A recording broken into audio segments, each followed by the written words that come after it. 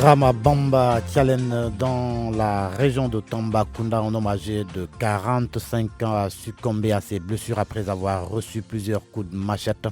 La maison du présumé meurtrier, qui a été d'ailleurs arrêté, a été incendiée par les populations. À Kaolack, les audiences de la chambre criminelle démarrent ce matin.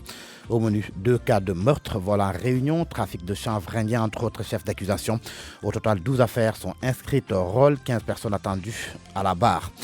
Mobilisation du collectif national des familles impactées par le train express régional. Il s'agit de plus de 3000 chefs de famille qui veulent disposer de leurs parcelles à usage d'habitation dans le cadre de leur recasement. Le collectif fustige les lenteurs notées dans l'aménagement et la viabilisation de ces sites et menace de durcir le temps. Plus de détails avec Ndongoka. Leur patience commence à atteindre ses limites pour le président du collectif national des impactés du train express régional. La longue attente ne peut plus continuer. Il faut qu'on refasse surface encore. On a constaté qu'au Sénégal, quand tu fais des démarches passives, les autorités ne t'entendent même pas. Makodou Fall et ses camarades exigent au plus vite l'aménagement et la viabilisation des sites octroyés aux familles impactées par le TR. Il y a 3000 chefs de famille, 3000 notifications à faire sur le département de Pikine. On nous a dit que pour Malika, ils sont limités à 708 notifications. Ça reste plus de 500 ou 600 notifications. Au comité de Thiaroye, ils ont compté jusqu'à 135 parcelles à viabiliser. Ils ont dit que le camp est plein maintenant. Les autres, on les renvoie sur Malika. Voilà la situation des sites. On a constaté un retard du côté des autorités étatiques par rapport à l'aménagement des sites. On nous a donné le montant de l'indemnisation. Donc ce qui reste, c'est les terrains et l'accompagnement social et la vulnérabilité. Sur les titres de propriété, on a constaté qu'il y ait beaucoup d'omissions. Le dernier acte posé par les autorités remonte à décembre 2018, ce que le collectif dénonce. Le 26 décembre 2018, le préfet de Pikine avait pris un arrêté pour le suivi, évaluation et aménagement des sites de recasement. Mais depuis lors, il n'y a pas d'évolution. On a récemment écrit une demande d'audience au nouveau gouverneur Sall. Rien n'est encore fait. Le centre Jacques Chirac de Thiaroye a été finalement trop étroite pour contenir la mobilisation du collectif national des impactés du TR. Nongaka Thiaroye, RFM. Africa Jom Center dénonce les récentes attaques meurtrières au Mali, Niger et Burkina Faso. Dans un communiqué, le think tank estime que celles-ci ont des conséquences tragiques sur les plans humains, social, politique et économique. Africa Jom lance son appel à l'Union africaine, à la CEDEAO et à la communauté internationale pour une organisation des politiques sécuritaires nationales au Sahel.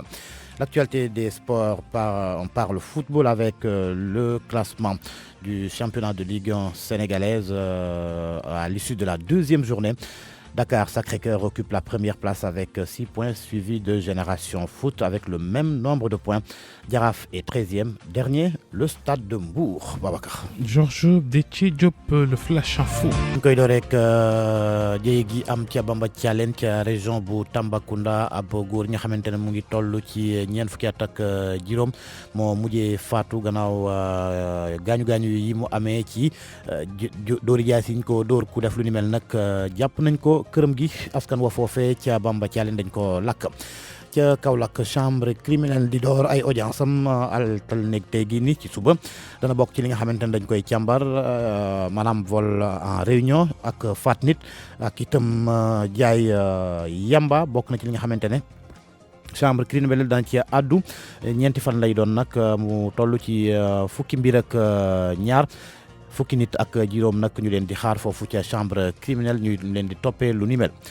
Mobilisation bu collectif national njaboot nga xamante ne dañoo jële ay jafe-jafe ci train express régional ndax dafa jaar ci seen i kër ya toll nañ ci ñetti junni chef de famille bëgg nag ñu jox leen seen i pak yi nga xamante ne moom lañ leen war a jox ngir recasement ba collectif bi nag di ñaawlu yéexaayu mbir ma ca wàllu aménagement beeg viabilisation ba ñu ne nag daañu wanewaat seen i bopp bu fekkee ne kilifa yi gaawuñ ci seen i mbir ndongo ka collectif bi ëmb nag njaboot yi impacté ci train express régional bi ne xaar nanoo xaar nag bay bëgg a xaddi seeni ko njiit ne xaar bu yàgg bi doonatut lu nuy mën. ñu ne comme ñun dañuy wax ak autorité bëgguñu dépasser les limites bëgguñu wax wala def naka su dul noonu mais fu mu nekk nii dañu nekk dos au mur nañ ñu jox suñu suuf nu mu gën a gaawee sans délai. Makodou Fall ak i ñoñom nag di sàkku ci kilifay réew mi ngir ñu daal dee baral li di viabilisation bi ak aménagement wu pàkk yi nga xamante ni moom lañ leen jox. dañu ne woon dañuy def indemnisation mixte équivaut à ce que dañuy jox suuf jox ñu kër mais depuis ñuy passé conciliation ba léegi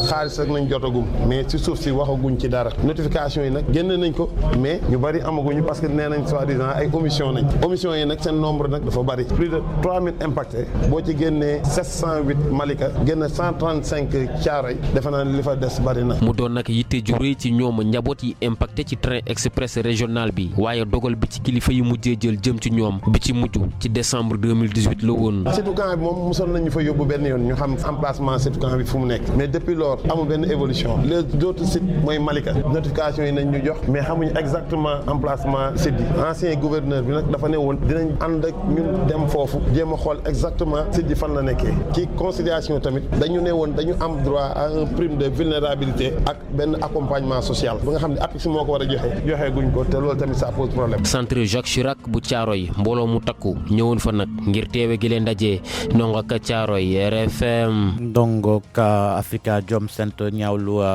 attaque yi nga xamante ne wala cong yi nga xamante ne ñu ngi ko nemmeeku ca Mali Niger Burkina Faso fan yii ni ci ab communiqué waa Africa Jom ne loolee day jur lu métti ci réew yooyu ci wàllum politique ci wàllum économie ak itam ci wàllum dëkkuwaay yi Africa Jom di woowee ñi nga xamante ne ñoom ñooy Union africaine CEDEAO ak mbootaayu xeet yi ngir ñu ñongal lépp lu jëm ci wàllu politique yi ci wàllu karange ci réew yi nga xamante ne ñoo nekkee ci Sahel.